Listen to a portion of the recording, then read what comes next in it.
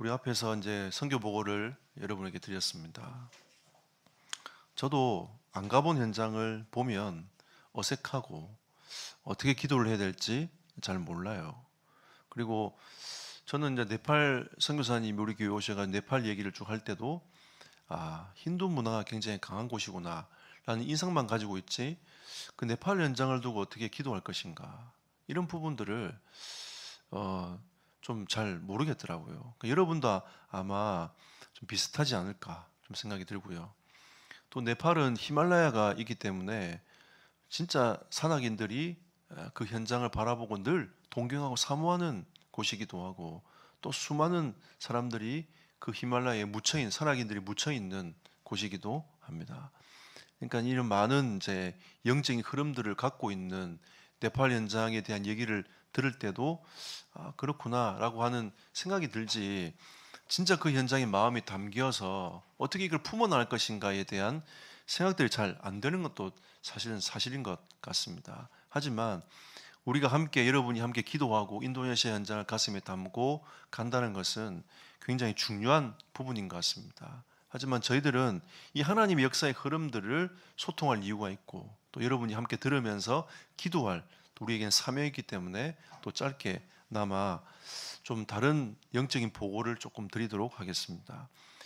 그동안 하나님이 이 대학을 통해서 싱가포르의 문을 열어주셔가지고 계속 흐름을 타도록 하나님이 만들어 갔습니다. 그 당시는 이제 지부 중심의 사역이었기 때문에 그 지부 사역자인 사역자 중심으로 해서 아이들과 함께 계속 캠프를 쭉 해 나갔습니다. 그때는 우리 민지연 전사님이 우리 교회에서는 이제 흐름을 계속 타고 가면서 이 대학 흐름을 타고 갔습니다.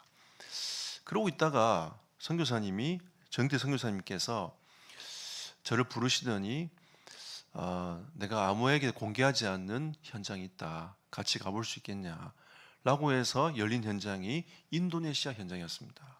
그때는 우리 파송되어 있던 김종욱 선교사님이 아직 인도네시아에 안 계신 때였거든요. 그러면서 이제 이 UPT라는 팀이 그때에 함께 합류를 해가면서 하나님이 그렇게 인도네시아 현장을 문을 여셨고 또 이렇게 인도에 주셨습니다. 그리고 많은 현장을 다녔습니다. 다니면서 그 현장에서 이 팀이 진짜 복음을 위한 팀이구나 라고 하는 하나님이 인식의 전환을 딱 이렇게 시켜 주셨어요. 그리고 한 중간쯤 되던 해에 우리 김정욱 선교사님이 인도네시아의 선교사로 들어오시게 된 거죠.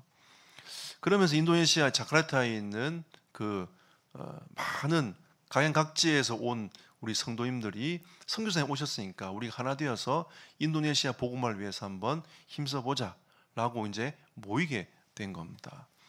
모였지만 사실은 그 모임이 하나가 되기라는 게 참 쉽지 않더라고요. 왜냐하면 각 교회의 색깔들이 다 있는 거죠.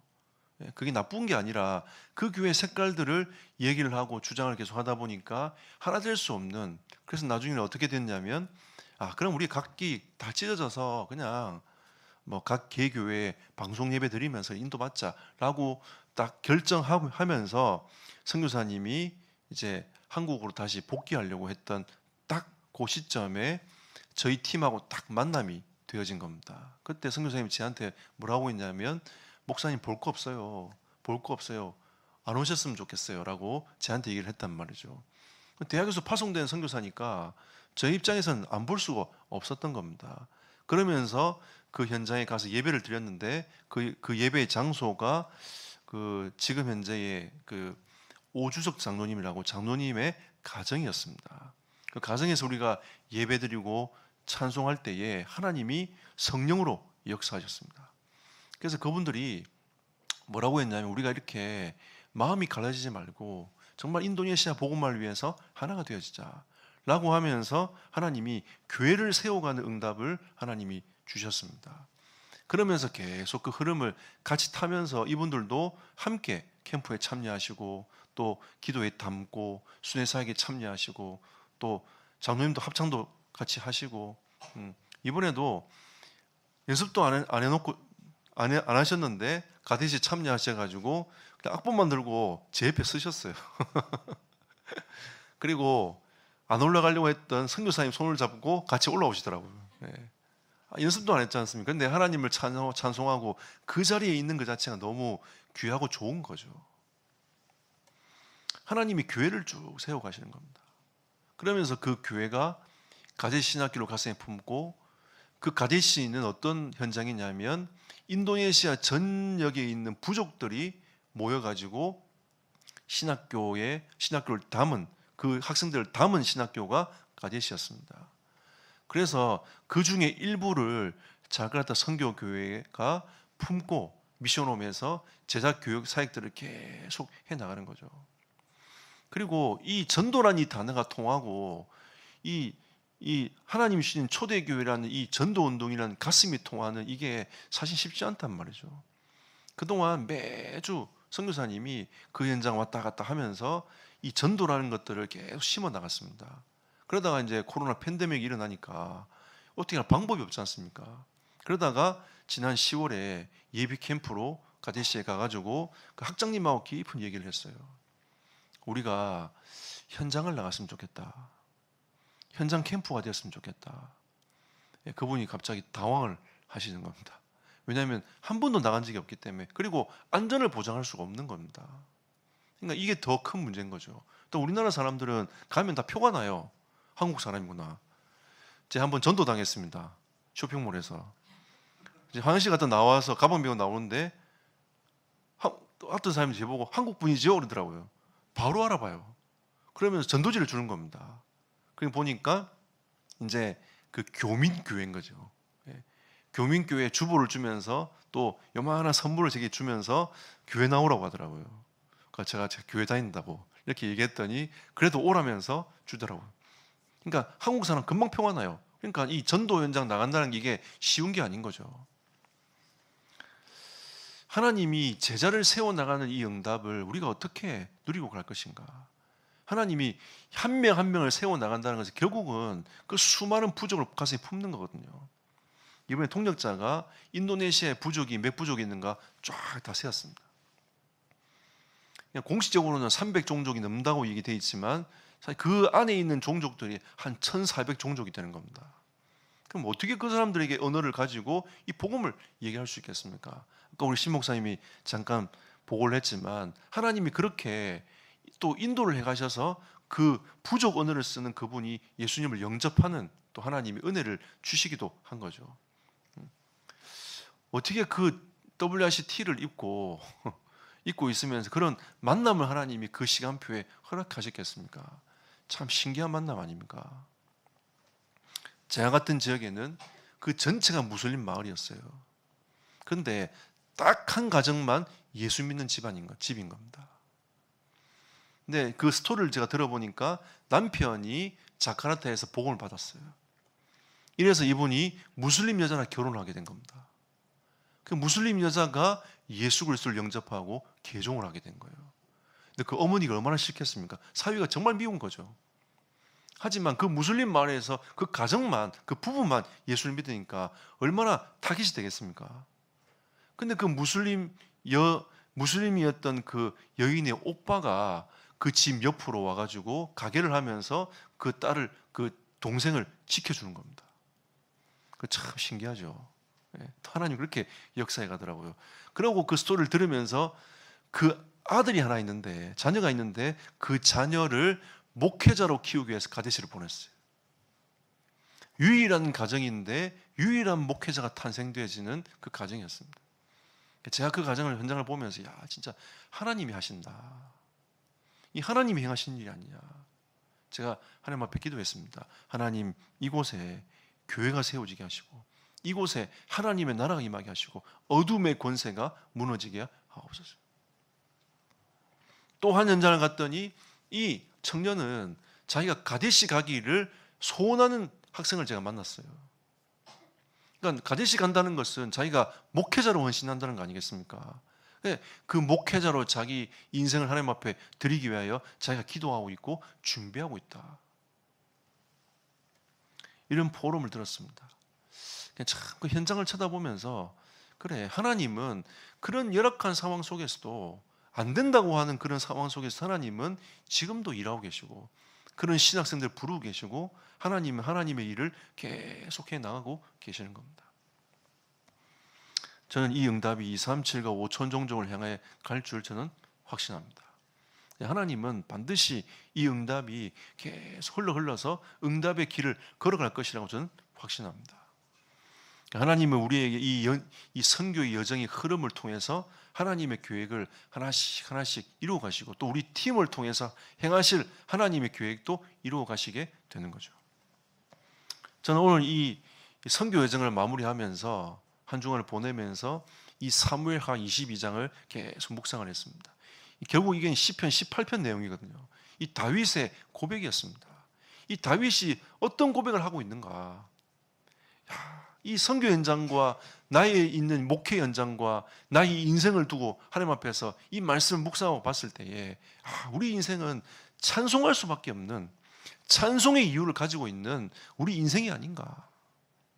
그래서 하나님을 찬송하는 인생이라는 제목으로 오늘 말씀을 나누고자 합니다.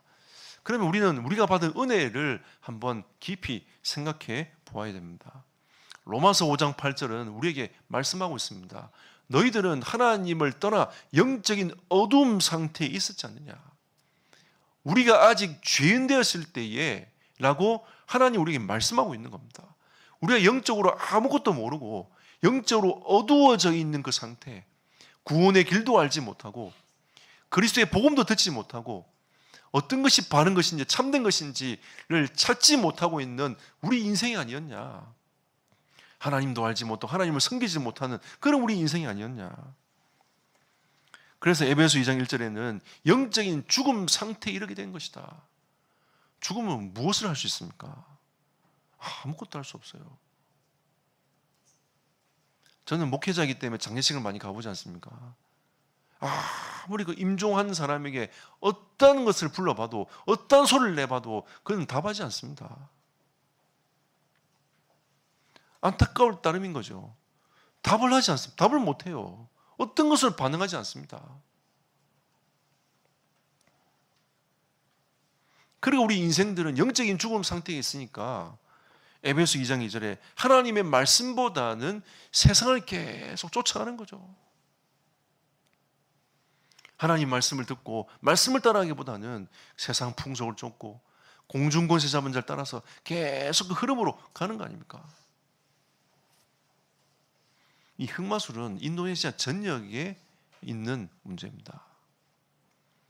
실제로 그 부분을 계속 지금도 자행하고 있어요. 어떻게 보면 발리가 좀 더 심할 수는 있겠죠. 그 영적인 흐름이 계속 그쪽으로 가는 겁니다. 하나님의 말씀보다 세상을 계속 쫓아가는 거죠. 그리고 에베소 2장 3절에 보니까 영원한 저주, 재앙 가운데로 우리 인생이 들어가는 겁니다. 답이 없지 않습니까? 영원한 저주, 재앙 가운데로 들어가요. 근데 그 영원한 저주, 재앙의 길을 걸어가고 있는 그 길도 그들이 있잖아요. 이 시스템을 가지고 후대를 키우려고, 그 어둠의 후대를 키우려고 사단은요, 시스템을 깔아놓고 망대를 세워놓고 계속 영적 싸움을 하고 있는 겁니다. 저는 인도네시아 가보면서 늘 생각합니다. 이야, 진짜 모스크가 많다. 정말 많습니다. 가보면 모스크를 세우기 위해서 모금운동하는 여자들이 너무 많아요. 지나가면 갈수록 계속 봅니다.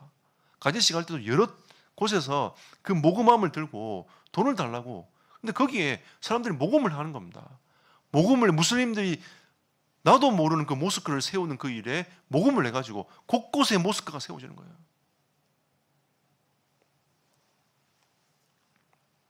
그러면서 메이슨 전쟁을 계속하고 있습니다. 계속. 제가 어제 세종 꿈의 교회를 갔다 왔습니다. 그 목사님이 세종 이 꿈의 교회가 어떻게 생성되었는지 지금 어떤 사역을 하고 있는지에서 포럼을 쭉 하시더라고요. 제가 그 얘기를 딱 들으면서 그래, 한 목회자가 이 멀티 교회를 세우기 위해서 진짜 그 교회 중심으로 그 공동체가 중심을 담아내니까 많은 교회들이 세워지고 또 많은 다민족들이 그 현장을 통해서 돌아오고 또 많은 아이들이 그 시스템 안에서 안정을 찾아가고 있는 그 현장을 제 포럼을 제가 들었어요. 우리가 한 교회가 중심을 다고 성도가 하나만 되어도 하나님은 많은 일들을 해나가십니다. 우리는 하나님이 우리에게 주시는 이 복음 안에서의 하나의 공동체로서의 이 응답을 하나님 우리에게 이미 주셨습니다. 한 교회도 할 수 있는 많은 일들을 하나님은 우리에게 이 협회라는 어마어마한 공동체를 우리에게 주신 겁니다. 이걸 가지고 우리는 세계복음화의 꿈을 꾸는 거죠. 2, 3, 7과 5천 종족을 살리는 그 꿈을 꾸는 겁니다. 우리는 영원한 저주, 재앙 가운데 있을 수밖에 없는 인생인데 하나님이 우리를 거기에서 건져주신 거 아닙니까? 감사하죠. 저는 선교 갈 때마다 하나님께 감사합니다. 왜? 내가 뭐라고 하나님이 나를 그 현장으로 보내시는 건가? 저는 사실 동남아 별로 안 가고 싶어요. 너무 더워. 또 이번에 하나님이 그래도 이 좀 뭐랄까 이 건긴데 우기처럼 만들어가지고 약간 시원하게 만들었습니다. 하나님 그렇게 만들어주셨어요. 제가 우리 신 목사님 죽을까봐 하나님이 그렇게 만들어주신 것 같아요. 저는 첫날 가지씩 갔다 오고 나서 원료를 갔다 오면서 너무 지치더라고요. 그래서 사람이 쭉 쳐져 버렸어요.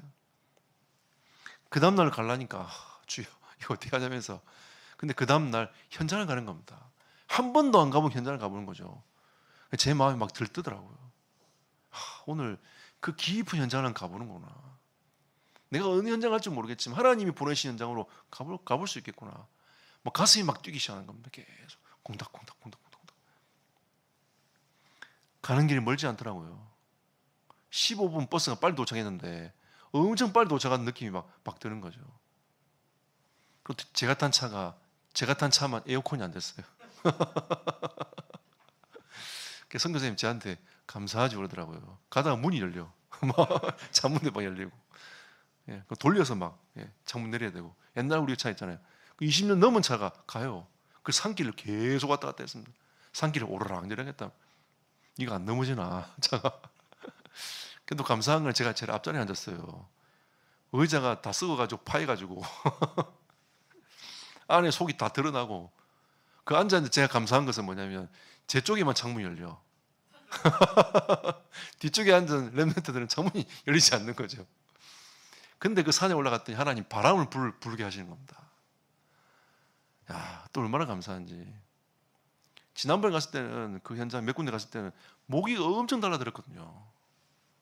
와, 진짜 정말 모기 때문에 진짜 미치겠더라고. 근데 그날은 또 바람이 부니까 모기가 또 안 무네. 야, 또 하나님께 감사하고. 우리가 받은 이 은혜와 축복이 이 복음을 가지고 답을 줄 수 있는 사람이 여러분과 제밖에 없어요. 이 길을 걸어가는 사람이 우리밖에 없는 겁니다.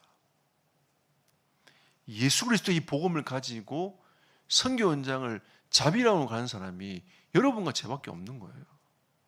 우리가 이 축복과 이 은혜가 얼마나 큽니까? 감사한 거죠. 비행기 타면서도 감사하고. 저는 한국에 돌아와서 더 감사한 건 뭐냐면 야, 이 수돗물로 칫솔질 할 수 있다는 게 너무 감사한 거예요. 바로 설사합니다. 그거 안 믿고 있잖아요. 지난번에 10월달에 갔던 한 목사님은 그냥 그 물에는 물 깨끗하다 생각해가지고 그 칫솔질하고 그냥 마셔가지고 뱉고 막 그랬거든요. 혼자 설사했어요. 돌아와가지고 일주일 동안 계속 설사했다는 거예요. 이번에는 아예 철저하게 지키시는 막 철저하게. 왜 한번 당해보셨거든요. 저도 그거 철저하게 지켰습니다. 왜냐하면 저도 이게 장이 약해가지고 잘못하면 바로 설사한단 말이죠. 근데 또 뭐냐면 그 길거리 음식 먹지 말라거든요. 근데 이번에 딱 현장 갔더니 길거리 음식을 대접을 하는 겁니다. 그것도 과일 빙수를 우리나라 그 대패 미는 거 있지 않습니까? 미는 거. 그 대패로 밀어가지고 밀어가 주는 그 이 얼음의 출처도 몰라 우리는. 어디서 온 어림인지도 아무도 모르는 겁니다. 그래서 제가 기도하면서 먹었어요. 무슨 독을 마실지라도 해를 받지 아니하고 먹었거든요. 탈 안 났어요. 근데 와보니까 우리 미주 권사님 누워있더라고요. 아, 배 아프다면서 막 누워있어요. 참, 우리가 받은 이 은혜가 얼마나 큽니까? 배 아파도 가고, 배 안 아파도 가고, 더워도 가고, 바람 불어도 가고. 왜 그렇습니까? 에베소 2장 5절에 보니까 허물과 죄로 죽은 우리를 그리스도와 함께 살리셨기 때문에 우리는 영원히 그 저주와 재앙 가운데서 우리가 거기서 빠져나왔지 않습니까?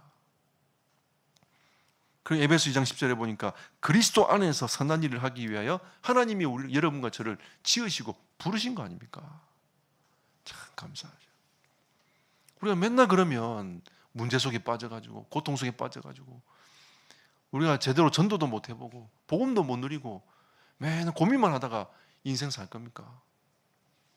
저는 그러고 싶지 않더라고요.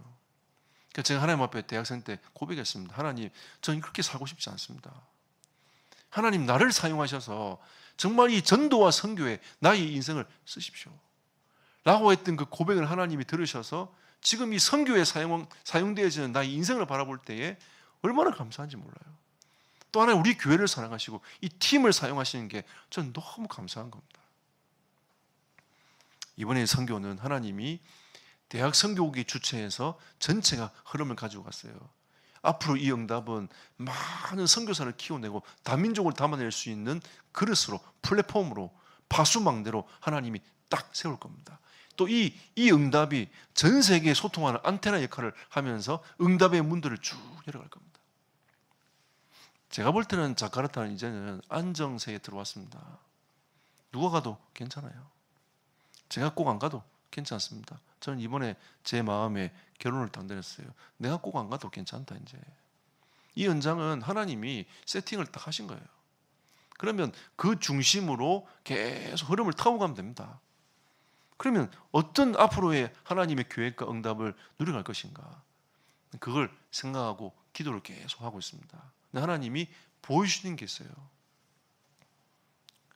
하나님이 우리에게 주신 이 받은 은혜와 축복이 얼마나 큽니까? 오늘 다윗이 22장은 그 고백을 하는 겁니다. 하나님께 너무 감사한 거죠. 너무 감사하고 너무 찬송할 수밖에 없는 그 은혜를 하나님께 영광을 돌리는 이 내용이 오늘 22장 내용입니다. 사무엘하 22장 2절 4절 47절 49절 구원의 하나님을 찬송하는 거죠. 다윗이 구원의 하나님을 찬송하는 겁니다.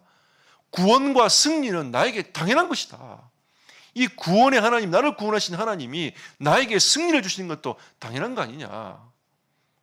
그 의미로 찬송하면서 가는 거죠. 우리는 여러분의 직장 현장과 여러분의 현장에서 반드시 하나님은 구원하실 것이고 여러분에게 승리의 축복을 허락해 주실 것입니다. 당연한 거 아닙니까? 우리를 구원하시는 그 하나님이 여러분의 현장에서 하나님이 승리를 주시지 않겠습니까? 아무리 무슬림이 강해도 하나님은 그 현장에서 승리를 주실 것입니다. 우리가 어떻게 그 종교의 상황을 넘어갈 수 있겠습니까? 근데 하나님은 그 어마어마한 무슬림 현장에서 무슬림이 돌아오도록 만들었어요. 아무도 현장 캠프 가지 않는 그 현장에 하나님이 우리 팀을 보내서 거기서 생명운동 하나님이 이렇게 했습니다. 그리고 그들을 또 가대신학교에 초청해서 생명의 복음을 하나님이 전달하도록 하나님이 이끌어 가셨습니다. 어떻게 우리는 구원을 찬송하지 않을 수 없겠습니까? 사단은 어마어마한 망대를 세워가지고 모스크들을 세워가지고 모든 그 사람들을 그 모스크 중심으로 꾸란 중심으로 다 그 중심으로 모여가지고 가도록 만들어 가지만 하나님은 그 속에서 생명 얻을 자를 뽑아내시는 겁니다. 놀랍지 않습니까? 하나님은 거기서 생명 얻을 자를 뽑아내지 않습니까? 한 사람은 하나님이 예수 영접시켜가지고 그리스도를 만나게 만들더니 그 무슬림 여인을 하나님이 돌아오게 했지 않습니까? 그 자녀를 하나님이 그 인도네시아 살릴 목회자로 2, 3, 7, 5천 정도 살릴 목회자로 하나님이 키우시고 인도하심을 우리는 보고 있지 않습니까? 하나님이 행하시고 있습니다. 그리고 다윗이 5절부터 20절까지 뭐라고 얘기합니까? 모든 것을 다스리는 권세와 능력이 하나님께 있습니다. 하나님을 찬송합니다. 우리는 처음에 갈 때 통역자도 없이 출발할 뻔했어요.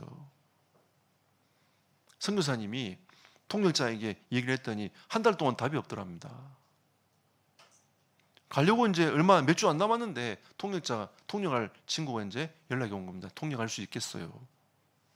그래가지고 잠깐 선교교회에서 통역자의 항공비를 떼고 저희 팀이 체류비를 댔단 말이에요. 그냥 통역자 같이 가게 된 겁니다. 감사하죠. 그래서 제가 신 목사님하고 얘기한 게 있습니다. 없으면 없는 대로 갑시다. 하나님은 없는 대로 역사하실 거라고. 근데 하나님이 그렇게 인도해 가신 거죠. 근데 그 친구가 누구냐면 UPH 대학을 졸업한 친구예요. 우리가 캠프 가야 될 그 대학을 졸업한 친구입니다. 그리고 우리가 폴로 교수를 만났는데 그 교수님의 제자인 거예요. 그냥 참 하나님께 감사하더라고요. 그리고 이번에 캠프를 하다가 선교사님이 하나 놓친 게 있었단 말이에요. 왜냐하면 가데이 신학교의 신학생들이 남는다는 얘기를 우리한테 안 했어. 그리고 첫날 사역을 마치고 돌아가는데 버스에서 얘기를 하는 겁니다. 어떡하지? 근데 그 전날에 누굴 만났냐면 마나도 가가지고 사역을 하고 자카르타로 돌아와서 자카르타에서 발리로 가야 되는 아까 인성 목사님이 선교사님이 우리 팀을 만나게 된 겁니다. 이분이 예전에 우리와 같이 계속 통역자로 이렇게 하나님 헌신해 주셨어요. 그분이 이 자카르타에 있다는 게 생각이 드는 겁니다. 그래서 조인을 했더니 그날만 시간이 빈다는 거예요. 그래서 우리 따라온 겁니다. 그래서 하나님 이렇게 인도해 주신 거죠. 모든 이 상황 자체가 하나님이 예비하시고 응답해 가시는 그 흐름 속에 있음을 우리가 계속 보는 겁니다. 아, 이게 하나님이 하시는 거구나. 그리고 그 폴로 교수님 만났는데 이분이 IVP 그리고 그 UPH 대학 그 총장님이 IVP를 인도네시아 처음으로 가지고 온 분이고 이분이 실무로 계속 뛰었던 분인 겁니다. 뛰다 보니까 이 IBP 전체 담당하는 이 총장님이 그분을 UPH 대학 교수로 앉혀놓은 거죠. 그래가지고 계속 대학 사역이 일어나도록 만들어가는 겁니다. 교수님 저한테 뭐라고 하냐면 우리한테 뭐라고 하냐면 내가 말랑 지역, 메단 지역 이러면서 우리가 다 같은 지역이야. 우리 팀이 다 순회했던 지역인 거예요. 그럼 저 수라바야 이 지역, 예, IBP 시스템이 있다는 거죠. 그래서 우리 팀과 함께 가면서 그 팀들을 훈련하면서 같이 응답받았으면 좋겠다라고 쭉 포럼을 하시는 거예요. 그럼 앞으로 우리는 어떤 사역에 인도를 받아야 되겠습니까? 그 대학생들을 훈련시키면서 그 시스템을 세워나가는 이 응답을 계속 받아 누리는 거죠. 이미 자카르타는 이미 세팅이 딱 되었습니다. 하나님이 그 다음에 가야 될 길과 방향성들을 쭉 보여주는 겁니다. 그리고 그 인성 선교사님이 자카르타로 돌아오는 그 3시간 반 속에서 3시간을 저한테 포럼을 계속 하는 겁니다. 잠도 못 자고 피곤한데 그 3시간을 제가 듣고 있었어요. 근데 이거 발리 현장에서 얘기를 하는데 야, 참 하나님이 많은 부분들을 준비하고 지금도 이끌어가고 이렇게 하나님이 응답의 문들을 열어가고 계시는구나. 그리고 얘기하더라고요. 우리 팀이 발리도 왔으면 좋겠다. 예비된 곳이 많아. 가야 될 곳이 많은 거죠. 하나님이 우리에게 주시는 이 응답과 축복, 그리고 네팔도 갈 준비를 하고 있습니다. 그래서 제가 선교사님한테 뭐라고 했냐면 네팔 갑시다. 네팔 갑시다. 했더니 선교사님이 안 그래도 네팔 가려고 우리 대학 선교팀이 네팔 가면 자기 따라가려고 마음을 이미 딱 먹고 계신대요. 우리가 앞으로 나아가야 될 현장, 하나님의 계획, 하나님은 다 준비해놓고 그 응답을 바라보도록 다 이렇게 계신 거죠. 모든 것을 다스리는 권세와 능력이 누구에게 있습니까? 하나님께 있는 것입니다. 그리고 사무엘하 22장 21절 31절에 하나님께 피하는 자에게 주시는 하나님의 은혜에 대하여 찬송합니다. 그리고 32절부터 46절까지는 승리를 주신 하나님을 찬송하는 것이죠. 그리고 50절부터 51절에 열방 중에 모든 열방이 하나님께 돌아올 것을, 하나님을 바라보고 찬송할 것을 바라보면서 열방 중에 여호와께 감사합니다. 이미 다윗은 2, 3, 7, 5천 종족이었어요. 이미 다윗은 모든 현장을 가슴에 품고 있었던 겁니다. 모든 열방을 바라보면서 하나님이 이 이스라엘을 사용하셔서 그들을 하나님께 돌아오게 하는 그 은혜와 축복이 이미 있음을 다윗은 바라본 거죠. 이게 다윗의 찬송이었습니다. 우리도 하나님께 노래하며 찬양할 이유가 있지 않습니까? 다윗만 있습니까? 아닙니다. 모든 영광을 하나님께 돌려드릴 우리에게는 이유가 있는 거 아닙니까? 여러분, 이번 한 주간 동안에 진짜 하나님께 모든 영광을 돌려드리면서 찬송하며 하나님께 감사하는 여러분과 제 인생이 되기를 예수 이름으로 축복합니다. 그래야 결론적으로 우리는 이 사단의 진을 파하면서 이 응답을 실제로 누려가는 응답을 우리는 제대로 받아 누려야 되겠습니다. 하나님이 이미 여러분과 저에게 신분 권세를 주셨습니다. 이걸 얼만큼 확신하에 따라서 현장의 어둠의 권세는 꺾입니다. 하나님의 나라는 임하게 되는 것이죠. 하나님이 우리에게 완전한 복음을 우리에게 주셨지 않습니까? 우리는 그것을 응답으로 딱 받아서 승리의 개가를 부르며 깃발 현장에 꼽는 것입니다. 그리고 하나님은 그 길을 세밀하게 우리를 인도해 가실 것입니다.